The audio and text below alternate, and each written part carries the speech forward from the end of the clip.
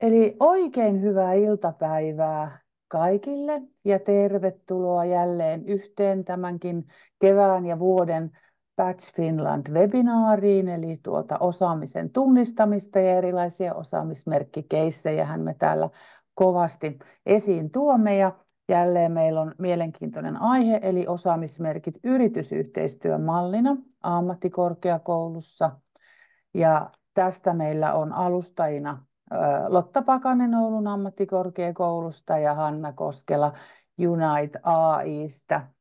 Ja vielä ennen kuin päästän heidät ääneen, lopetan tässä jo jakamisen, mutta kerron myöskin siitä, että kun nämä osaamisen tunnistamisen mallit ja osaamisen tunnistamisen hyvät käytännöt ja osaamisen tunnistamisen menetelmät ovat keskeisiä meidän jatkuvan oppimisen polulla, niin työssä, opinnoissa kuin muutenkin, niin jaan tuonne chattiin myöskin linkin osaamisen tunnistamisen hyvät käytännöt raporttiin, jos ette siihen vielä ole törmänneet. Eli kannattaa lukea, siellä on paljon hyviä näkökulmia työnantajan, yksilön, koulutusorganisaatioiden, julkishallinnon näkökulmasta ja myös paljon näkökulmaa siitä, että miten se osaamisen kehittämisen tulisi olla jokaisen organisaation strategian osana, eli pysyvä malli toimia niin, että osaamista tunnistetaan parhaalla mahdollisella tavalla. Tämän pidemmittä puheitta minä annan puheenvuoron Lotta ja Hanna teille. Kiva, kun olette paikalla ja kaikille antoisaa webinaaria tästä eteenpäin. Kiitoksia. Kiitos Merja. Ja hei vaan kaikille. Me ollaan tosiaan Hannan kanssa vähän esittelemässä tämmöistä osaamismerkkeihin perustuvaa yritysyhteistyön mallia. Ja ajatuksena on, että mä kerron teille vähän sen siitä, että mitä me tehtiin tuossa viime syksynä. Ja Hanna sitten yhtenä osallistujana kertoo sitten sen jälkeen hieman niistä omista ajatuksistaan, että miten ne osaamismerkit nyt sitten voisikaan lähteä tukemaan sitä yrityksen rekrytointia. Eli vähän niitä kokemuksia sitten sieltä meidän työpajasta. Ja sitten jätetään lopussa tilaa kysymyksille, niin saatte sitten kysellä tarkemmin meiltä lisää. Mutta lähden tuosta jakamaan saman tien näyttöä, ja koska katsotaan no. Noin, ja tiedän, että se ei ikinä sitä heti eka kerralla tee, niin jaan sen uudelleen ja otan tuolta. Noin, ja nyt toivottavasti näkyy koko näytön tilassa, niin kuin pitäisi näkyäkin. Kyllä näkyy. Yes. Eli osaamismerkit yritysyhteistyössä on otsikkona. Ja olen tosiaan Pakasen Lotta, tuun tuolta OAMKista meidän ammatillisen opettajan koulutuksen puolelta ja osaamismerkkien kanssa työskennellyt yli 10 vuotta. Ja niitä onkin sitten kertynyt aika kivasti myöskin tuonne omaan osaamismerkkipassiin. Ja tykkään aina omien esitysten aluksi myöskin sitten vähän aina kertoa, että minkälaisia osaamismerkkejä olen saanut. Eli tuossa on nyt 4 tällaista tämän hetken omaa suosikkimerkkiäni, joiden avulla on sitten helppo kertoa sitä omasta osaamisesta. Mutta joo, meillä oli siis viime syksynä oli työpaja, missä me lähdettiin ideoimaan semmoista uudenlaista yritysyhteistyön mallia. Tässä näkyy nyt vähän tuommoisia markkinointitekstejä, millä me yritettiin tavoitella meidän opettajia ja yrityksiä. Eli meillä oli tämmöinen ajatus, että haluttaisiin jotenkin ammattikorkeakoulun ja yritysten välistä yhteistyötä syventää ja miettiä uudenlaisia toimintatapoja siihen, että mitä me voitaisiin tehdä yhdessä. Ja yhdeksi semmoiseksi ajatukseksi muodostui sitten osaamismerkit. Että entä jos lähdettäisiin miettimään meidän opettajien ja yritysten kesken sitä, että miten OAMKissa myönnetyt osaamismerkit voisi tukea sitä työllistymistä. Eli kun meitä lähtee opiskelijat hakemaan niitä ensimmäisiä kesätyöpaikkoja tai sitten valmistumisen jälkeen siirtyvät sinne työelämään, niin mikä merkitys niillä osaamismerkeillä voisi olla ja kerryttää. Ja erityisesti sellaisia osaamismerkkejä, jotka sitten heijastelisivat niitä työelämän ja yritysten tarvitsemia osaamisia. Ja päädyttiin sitten siihen, että järjestetään tämmöinen työpaja, mihin kutsutaan paljon eri yrityksiä ja meidän opettajia. Ja lähdetään yhdessä ideoimaan, että minkälaisia nämä osaamismerkit vois olla ja minkälaisia yhteistyömalleja me siihen kehitettäisiin. Ja saatiin sinne iloksemme paljon yrityksiä ja saatiin myöskin paljon meidän opettajia eri aloilta miettimään, että minkälaisia osaamisia niissä osaamismerkeissä voisi olla näkyvissä. Ja nyt kerronkin sitten vähän sen niistä, että miten me sitä meidän työpajaa lähdettiin vetämään ja minkälaisia tuloksia me sieltä saatiin. Mutta sitä ennen me lähdettiin kokoamaan, että minkälaisia käyttötapoja niillä osaamismerkeillä nyt yleisesti ottaen on siellä yrityksissä. Ja me nyt lähdettiin tietenkin sitten miettimään erityisesti sitä rekrytointitilannetta, eli miten ne osaamismerkit voisi tukea siellä erityisesti henkilöitä, jotka työskentelee siellä rekrytoinnin puolella, että miten ne osaamismerkit vois sitä rekrytointitilannetta lähteä tukemaan. Mutta me tunnistettiin erilaisia käyttötapoja, mitä niillä osaamismerkeillä on siellä yrityksissä. Eli monet yritykset käyttää niitä osaamismerkkejä siihen, että sen oman henkilöstön osaamista tunnustetaan, oli se mitä tahansa osaamista, niin sitä lähdetään sitten osaamismerkeillä tuomaan esille.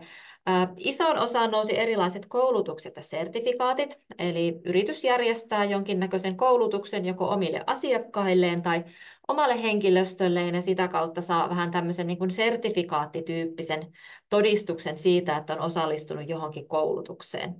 Sitten me tunnistettiin paljon sellaisia osaamismerkkejä, mitkä liittyy johonkin tiettyyn rooliin siellä yrityksessä tai johonkin vastuualueeseen, vähän niin kuin tämmöisiä työtodistukselle rinnakkaisia tapoja tuoda sitä osaamista esille.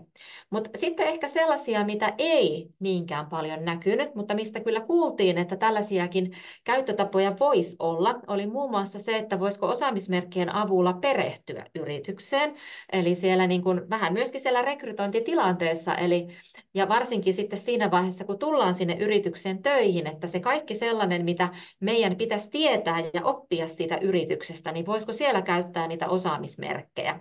Eli et ei tarvitsisi aina antaa semmoista hirveätä materiaalipinoa, että tuossapa on lue, vaan että kaikki se, niin kuin mitä pitäisi siellä perehtymisen aikana osata ja oppia, niin olisikin sitten osaamismerkkien muodossa. Eli siinä samalla, kun lähdettäisiin perehtyä siihen omaan työtehtävään, niin suoritettaisiin tietynlaisia osaamismerkkejä.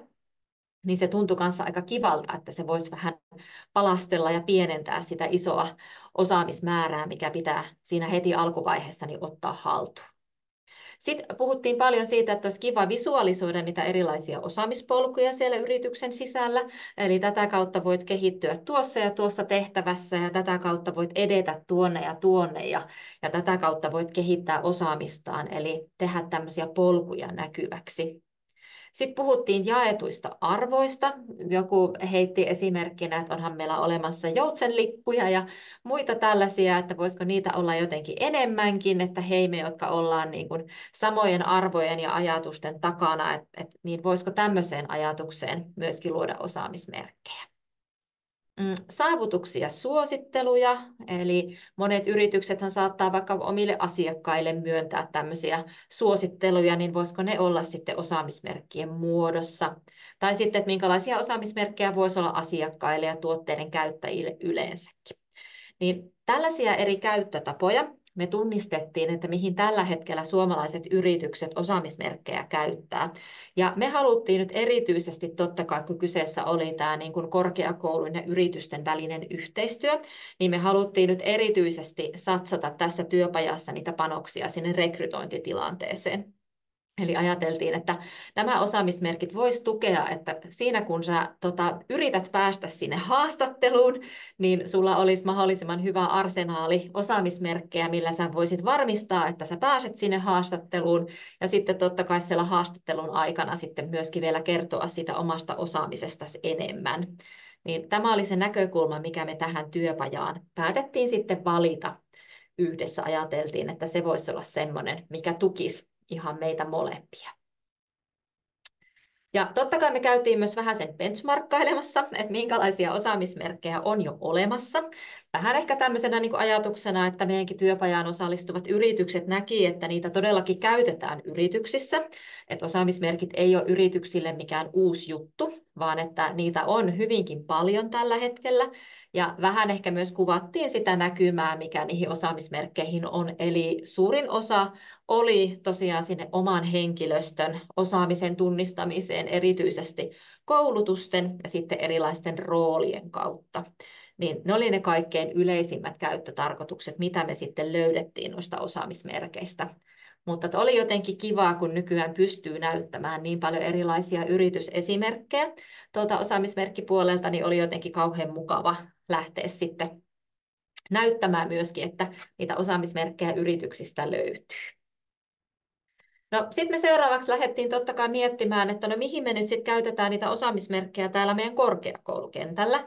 Ja me ollaan pääsemässä nyt siitä, että hirveän paljon niitä käytettiin aikanaan kurssisuorituksina, vähän tämmöisiä mikrokredentiaalityyppisiä. Mutta nykyään ollaan ehkä enemmän menossa kohti sitä ajatusta, että mekin lähdetään täällä miettimään semmoisia osaamismerkkejä, mitkä heijastelee niitä työelämän tarvitsemia osaamisia. Eli osaamismerkki totta kai kytketään aina jonnekin opintojaksolle, mutta se ei ole yksi yhteen sen suorituksen kanssa. Eli suoritus menee kyllä peppiin ja se menee koskeen ja menee kaikkiin mahdollisiin järjestelmiin, mutta osaamismerkki on sitten vähän enemmän. Eli se ei kerro siitä suorituksesta, vaan se kertoo jostain sellaisesta työelämän tarvitsemasta osaamisesta, jota syntyy sen opintojakson aikana. Eli ajateltiin, että se voisi olla joku sellainen, mikä tukisi sitä, ja se voitaisiin myöskin miettiä jonkun oppimistehtävän muotoon, koska totta kai opettajat aina ensimmäisenä kysyy, että osaamismerkit olisi tosi kiva juttu, mutta ne tuo lisää työtä, ja se on aina tarvittaisiin lisää resursseja, niin mietittiinkin, että no, miten ne voitaisiin integroida sinne opetukseen ilman, että ne olisi niitä kurssisuorituksia, ja todettiin, että kun ne laitettaisiin vähän niin kuin tämmöisen oppimistehtävien muotoon, ja sitten kuvattaisiin ne kuitenkin tämmöisinä työelämän tarvitsemina osaamisina, niin se voisi toimia aika hyvin myöskin semmoisena motivaattorina opettajille lähteä niitä osaamismerkkejä kehittämään. Eli mietittiin tätä vähän niin kuin monesta eri näkökulmasta.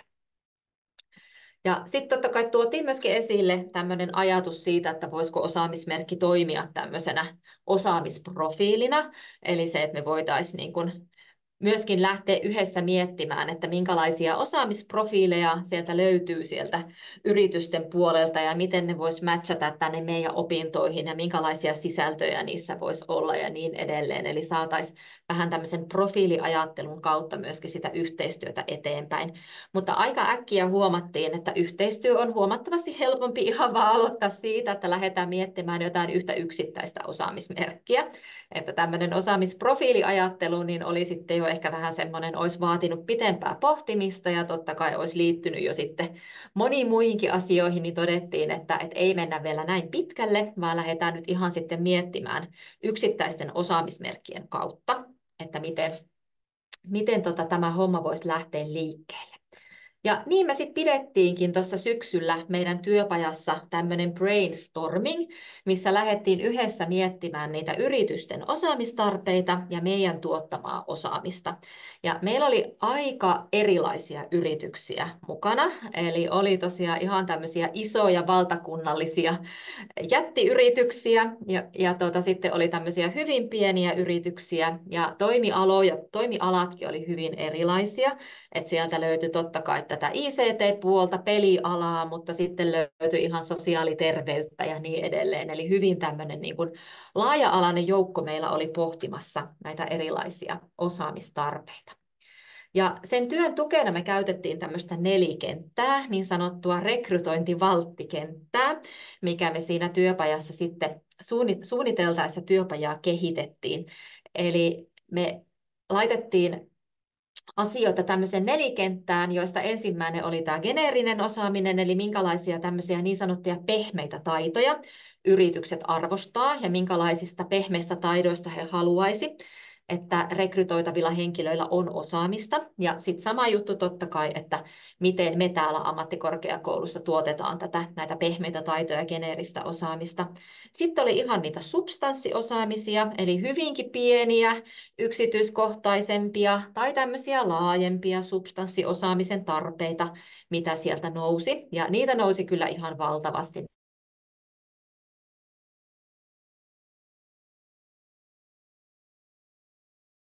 osaamiseen, niin niitä löytyi tosi paljon. Ja sitten meillä oli myöskin tämmöinen työkokemus. Otettiin sinne myös vähän tämmöinen erityyppinen, että minkälaista työkokemusta nyt ajatellaan ja miten sitä voisi nyt sitten kartuttaa täällä OAMK-opintojen aikana. Ja sitten oli tämmöisiä villejä kortteja, eli mikä voisi olla joku semmoinen juttu, mikä sen rekrytoijan huomion siellä yrityksessä saa, mikä ei välttämättä liity mihinkään näistä, vaan joku semmoinen niin kuin juttu, millä se rekrytoitava opiskelija tai valmistunut niin huomataan ja miten hän erottuu. Ja ne oli myös aika kivoja, kun näitä lähdettiin yhdessä sitten pohtimaan.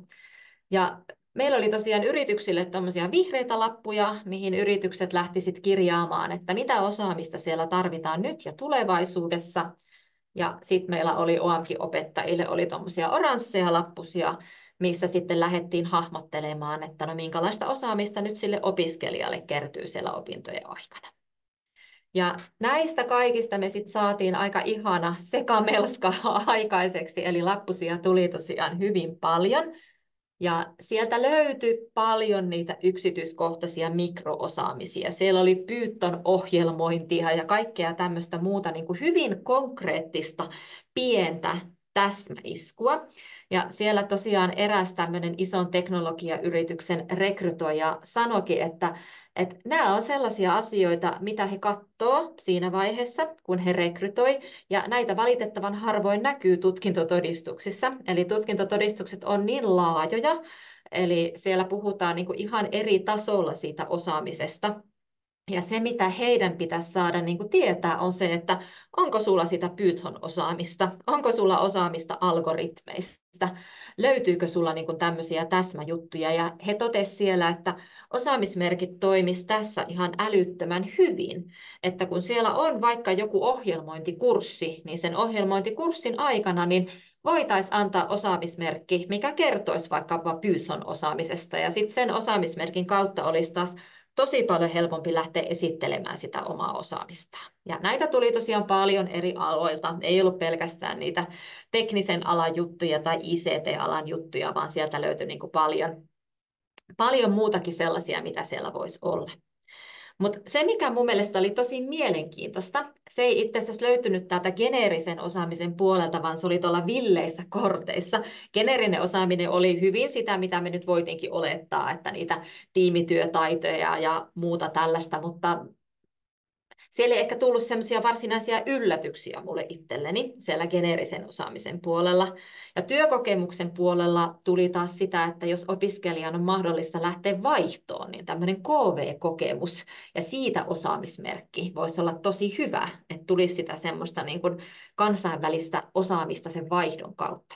Mutta se, mikä veti mun mielenkiinnon, löytyi sieltä villeistä korteista, ja se tuli itse asiassa eräältä pelialan yritykseltä, ja he sanoo mulle näin, että jos he tarvitsevat jotain substanssiosaamista, niin he kyllä kouluttaa, ei hätää, he kurssittaa ja tarjoaa niitä mahdollisuuksia kehittää sitä osaamista. Että se ei ole ollenkaan semmoinen osaaminen, mitä he niin kuin tarvitsisivat osaamismerkeissä kuvattavan, vaan se, mitä he haluaisivat, että osaamismerkeissä kuvataan, mitä he niin kuin aina kysyy rekrytointitilanteessa, mutta kukaan ei oikein siihen koskaan osaa antaa mitään, on se semmoinen intohimo, harrastuneisuus, kiinnostus.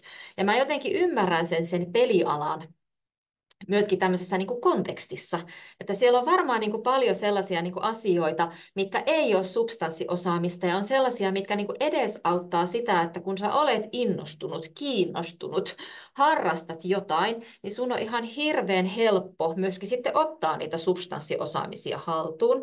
Ja esimerkkinä oli vaikkapa algoritmit, jotka on hirveän tärkeitä siellä pelialalla, niin se, että se olisi niin kuin sellainen asia, mistä sä oot kiinnostunut, kiinnostunut, sulle ei ole käytynä siitä kursseja, eikä se ole välttämättä edes syntynyt siellä ammattikorkeakouluopintojen aikana, vaan se on sitä, mitä sä teet iltaisin ja mitä sä niin kuin saat siinä koko ajan, kun sä harrastat, niin miten osaamismerkit vois tukea siinä, että tämmöisiä asioita, mitä syntyy vähän niin kuin siellä opintojen ulkopuolella, opiskeluaikana, mutta ei siellä opinnoissa, niin osaamismerkit olisi siihen aivan mahtavia. Ja jos he joskus tämmöisen osaamismerkin näkisivät, niin se olisi heille niin kuin aivan ehdoton rekrytointivaltti. Ja mä olin jotenkin kauhean iloinen tästä, koska mehän voidaan myös osaamismerkkejä käyttää tällä tavalla, että me voidaan itse itsellemme luoda osaamismerkkiä, mihin me vähän niin kuin portfoliomaisesti kootaan niitä erilaisia osaamisia ja juttuja, mitä me ollaan tehty. Ja sitten sitä kautta voidaan tulevalle työnantajalle esitellä, että tällaista mä teen. Tätä mä harrastan, tästä mä oon kiinnostunut, tämä on mun intohimo. Eli osaamismerkkejä voidaan käyttää tosi monella tavalla. Mutta nämä oli tosi mielenkiintoisia, mitä täältä nousi, ja tosi erilaisia, eli vaihteli sieltä niin kuin konkretian tasoltaan tosi paljon ne eri osaamiset, mitä sieltä nostettiin. Et oli niitä hyvin laajoja, geneerisiä osaamisia, sitten niitä hyvin niin kuin tämmöisiä pieniä täsmäiskuja. Ja pohdittiin myöskin paljon osaamismerkkien kohdalla sitä, että missä ne osaamismerkit nyt sitten kannattaisi jakaa, että se rekrytoija saisi ne osaamiset sieltä jotenkin mahdollisimman äkkiä ja näppärästi esille. Et todettiin, että jos hakemus on täynnä niitä osaamismerkkien linkkejä, niin se on loppujen lopuksi aika työlästä käydä aina niin kuin klikkaamassa jokainen linkki auki. Että jos niitä voisi vaikka tosiaan siellä osaamismerkkipassissa koota tämmöiseksi isommaksi sivustoksi, mistä sä näkisit heti niin kuin kerralla ne kaikki, mitä sulla on. Ja sitten ehdoton vinkki oli myöskin siihen, että laittakaa ne sinne LinkedInin sertifikaatteihin, koska sieltä LinkedInin sertifikaateista ne on kanssa tosi helppo käydä poimimassa. Että ne oli myös tämmöisiä mun mielestä tosi niin kuin näppäriä ja kivoja tapoja, mitä siellä työpaja-aikana nousi esille. No, tämän jälkeen me sitten päästiin siihen kaikkein hedelmällisimpään vaiheeseen, eli me lähdettiin tosiaan nyt pohtimaan, että löytyykö sieltä vihreistä lappusista ja niistä oransseista lappusista, löytyykö sieltä mitään yhteistä, ja niitähän löytyi ihan valtavasti, eli siinä kun sit opettajat ja yritykset lähti yhdessä sinne tutkailemaan, että missä niitä yhtäläisyyksiä löytyi, niin niitähän löytyi ihan valtavasti, mutta me ohjeistettiin, että jokainen opettaja sitten otti parikseen yhden yritysedustajan ja yhdessä sitten valitsivat sieltä yhden sellaisen osaamisen, minkä ympärille sitten lähtisivät semmoista osaamismerkkiä suunnittelemaan. Et paljon jäi semmoisia aihioita, joita me ei niin kuin vielä ehditty käsitellä, mutta sitten muutamia sellaisia, mitä lähdettiin yhdessä miettimään, että miten niitä voitaisiin edistää. Ja meillä oli ajatuksia, meillä oli oikeastaan niin kuin 4 eri tämmöistä tapaa, millä me nyt sitten voitaisiin lähteä konkreettisesti eteenpäin. Eli totta kai me haluttiin nyt ideoida yhteinen osaamismerkki. Se oli niin kuin se lähtökohta, mutta sitten siinä oli vähän niin kuin 4 steppiä, millä me voitiin sitten lähteä syventämään sitä meidän yhteistyötä. Ja se perusajatus oli, että me ideoidaan se merkki yhdessä, ja siinä merkissä todentuu se yrityksen osaamistarve, ja OAMK myöntää ja arvioi sitä merkkiä. Se oli niin kuin se semmoinen kaikkein niin kuin helpoin yhteistyön malli. Et me ollaan yhdessä suunniteltu se sisältö, mutta yrityksen ei tarvitse enää oikeastaan sen enempää miettiä sitä merkkiä, että me täällä myönnetään ja arvioidaan, mutta se heijastaa niitä osaamisia, mitä yritys tarvitsee. Mutta sitten mietittiin, että olisi tosi kiva, että jos me voitaisiin kuitenkin vielä vähän lähteä sitä yhteistyötä syventämään. Ja todettiin, että no, ensimmäinen tapa lähteä syventämään sitä yhteistyötä olisikin se, että me otettaisiin se yritys mukaan suosittelemaan sitä merkkiä. Se olisi tosi kevyt yhteistyön muoto, eli se, että me jaettaisiin se meidän luotu merkki yritykselle ja yritys kirjoittaisi siihen merkkiin suosittelun. Et me suositellaan tätä merkkiä ja ollaan tämän merkin takana ja ollaan tätä tehty yhteistyössä ja niin edelleen. Eli saataisiin sitä merkiarvoa nostettua sen suosittelun kautta. No toinen oli sitten, että jospa yritys antaisikin meille autenttisia oppimistehtäviä. Eli että me ei niin mietittäisikään niitä pelkästään vaan siellä meidän kurssilla itseksemme opettajien kanssa, vaan että yritys antaisi meille vähän syötteitä, että hei, että voisiko teillä olla vaikka tämmöinen oppimistehtävä. Ja sitten mietittiin, että sehän voisi olla vaikka semmoinen, että totta kai sen voisi suorittaa osana kurssia, mutta vaikkapa harjoittelu. yhteydessä. Että jos menisi sinne yritykseen harjoitteluun, niin sen osaamismerkin voisi vaikka sit suorittaa siellä. Mutta kuitenkin niin kuin se, että kun osaamismerkkiä haetaan ja siinä hakemusvaiheessa me kysytään tiettyjä asioita, eli meillä on niitä oppimistehtäviä, että ne ei olisikaan niin kuin ihan täysin meidän miettiviä, vaan että yritys antaisi meille niitä autenttisia keissejä, joita me voitaisiin ottaa sinne oppimistehtäviin mukaan, ja näin voitaisiin niin kuin syventää sitä meidän yhteistyötä. Ja sitten se semmoinen viimeinen oikein tämmöinen hardcore-yhteistyön taso olisikin niin kuin se, että otettaisiin se yritys mukaan arvioimaan sitä merkkiä. Eli osaamismerkeissähän voi olla eri arvioijia, eli siellä voi ottaa tämmöisen Tätä samaa osaamismerkkiä voi arvioida opettaja ja yritys.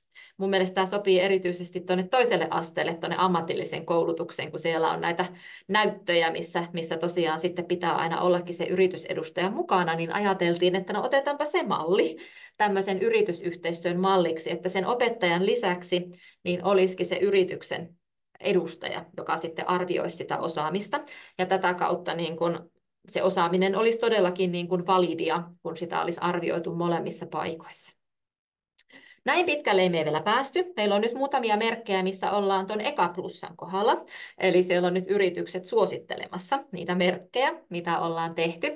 Mutta katsotaan, että jos jossakin vaiheessa jonkun opettajan ja yrityksen toimesta päästäisiin sitten siihen, että siellä olisi kenties niitä autenttisia tehtäviä ja siellä oltaisiin niitä merkkejä arvioimassa.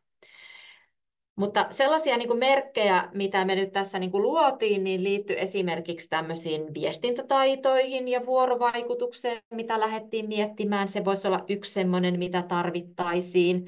Ja sitten oli ihan näitä tämmöisiä hyvin niin kuin yksityiskohtaisia ICT-alan osaamismerkkejä. Taisi olla just se Python osaaminen tai tämmöinen ohjelmointiosaaminen, mistä kanssa lähdettiin nyt sitten heti miettimään, että joo, että totta kai, että katsotaan, että siellä tosiaan yhdistyy sitten meidän molempien tarpeet. Mutta nyt mä oikeastaan voisin tässä vaiheessa lopettaa tuon mun oman näytönjaon ja antaa Hannalle puheenvuoron. Hanna oli tosiaan yritysedustajana tuolla meidän työpajassa ja vastaa siellä omassa yrityksessään rekrytoinnista, niin annan Hannalle puheenvuoron, niin Hanna voi vähän kertoa niistä omista ajatuksista ja kokemuksista ja miten ne osaamismerkit voisivat tukea sitä rekrytointia. Ole hyvä, Hanna. No tervehdys. Mä nyt jostain syystä mä ajattelin, että mä olisin kokeillut, että onnistunko mä jakamaan näyttöä, että mä olisin voinut vaikka mun linkkariprofiilin ottaa tuohon, kun mä en ole mitään hienoa slideshowta tähän tehnyt, mutta jos mä nopeasti vähän esittäydyn tähän alkuun ja sitten käydään läpi noita osaamismerkin näkökulmasta. Eli mä oon Koskelan Hanna ja toimin täällä Unite AI:lla Head of HR:n tittelillä ja mun polku on siitä erilainen HR, että mä oon luokanopettajataustainen ihminen. Mä oon käytännössä vuodesta 2012 vuoteen 2020 tehnyt luokanopettajan hommia ja sitten tullut semmoisella siltaratkaisulla tänne niin yrityskenttään, että mä olin EdTech-alan yrityksessä oppimisen asiantuntijana. Tämmöinen yritys kuin Gridi voi olla joillekin oululaisille ihan tuttu konsepti, mutta olin siellä 2 vuotta kouluttamassa opettajia ja puhumassa yhtenäisistä arviointitavoista ja pohtimassa eri kunnille esimerkiksi digitaalisen taitopolkujen ratkaisuja, että miten me tehdään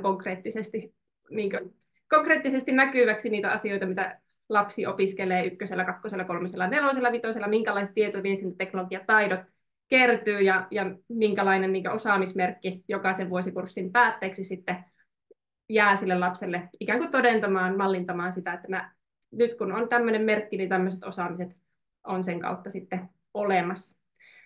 Mutta nyt on ollut sitten tässä roolissa vuosi ja 9 kuukautta, itse asiassa 2 eri roolissa. Ensin tulin tähän yritykseen rekrytoimaan ja ensimmäisen vuoden tein hyvin vahvasti meille suorahakuna rekrytointia, johon liittyen sitten tuo linkkari-aspekti on aika vahvakin asia, voidaan palata siihen kohta.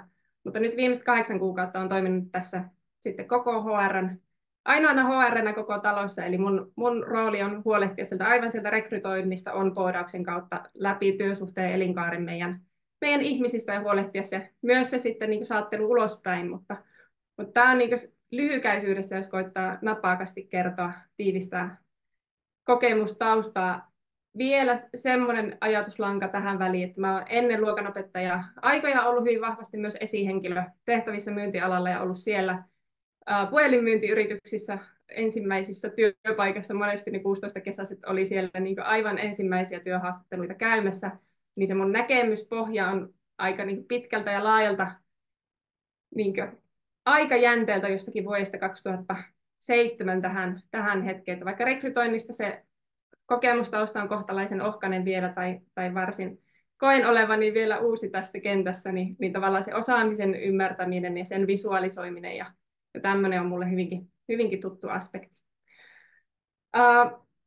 Syyskuusta on sen verran aikaa, että mullakaan ei ole mitään täsmäiskuajatuksia tuohon meidän työpajaan liittyen. Sen muistan, että me juteltiin paljon siinä mun ryhmässä silloin työelämäviestintätaidoista, ja olisi mielenkiintoinen nähdä, että minkälainen osaamismerkki tästä sitten muodostui. Me ei ole päästy sitä keskustelua käymään, mutta kyllä niin näin kasvatustieteilijänä tässä yrityskontekstissa niin semmoiset hyvinkin pehmeät vuorovaikutustaidot ja viestintätaidot, kyky tunnistaa omia tunteita ja sanottaa niitä asiallisesti ääneen on varsin keskeinen osa työelämätaitoja.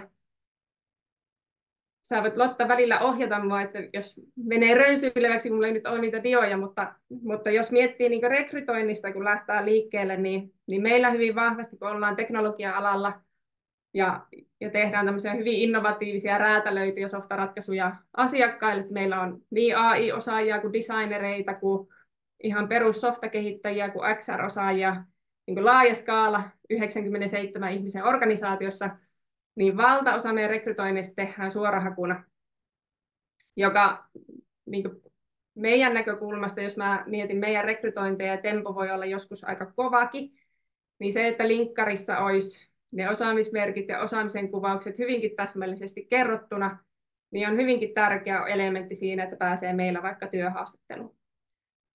Ja toinen juttu, jos sitten laitetaan meillä ilmoitus siitä työpaikasta auki, niin tämän hetken realismi on se, että sinne tulee semmoinen 170 hakemusta 3 päivässä.